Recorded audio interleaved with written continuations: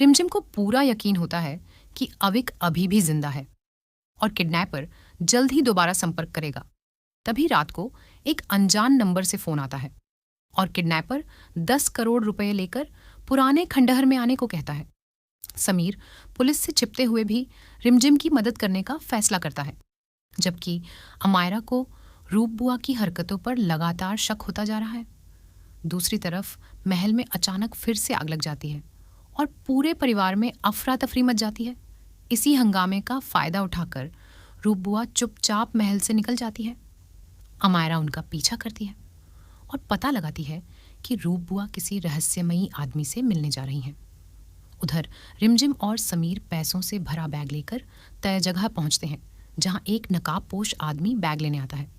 समीर उसे पकड़ने की कोशिश करता है, लेकिन वह भाग निकलता है। तभी एक पुरानी हवेली से अविक की आवाज़ सुनाई देती है।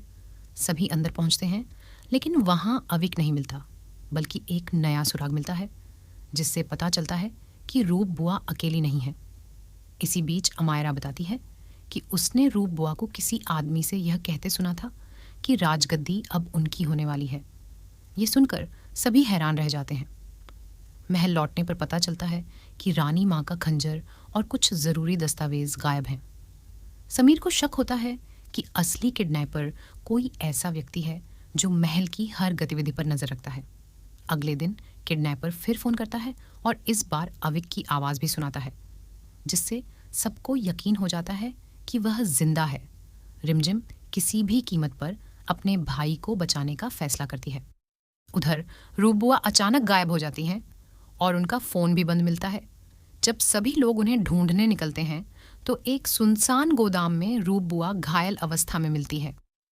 होश में आने पर वह बताती हैं कि उन्हें भी धोखा दिया गया है और असली किडनैपर कोई और है, जिसने उन्हें मोहरे की तरह इस्तेमाल किया। यह सुनकर समीर और रिमझिम के पैरों तले जमीन खिसक जाती है।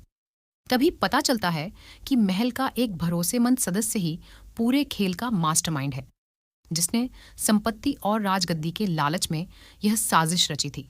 वह अविक को एक गुप्त तहखाने में कैद करके रखता है और सभी को खत्म करने की योजना बनाता है। समीर और रिमझिम उस तहखाने तक पहुंच जाते हैं, जहां जबरदस्त लड़ाई होती है। अमायरा अपनी जान जोखिम में डालकर अविक को बचाती है। आखिरकार पुलिस पहुंच जाती है और असली गुनहगार गिरफ्तार हो जाता है। अविक सुरक्षित अपने परिवार के पास लौट आता है।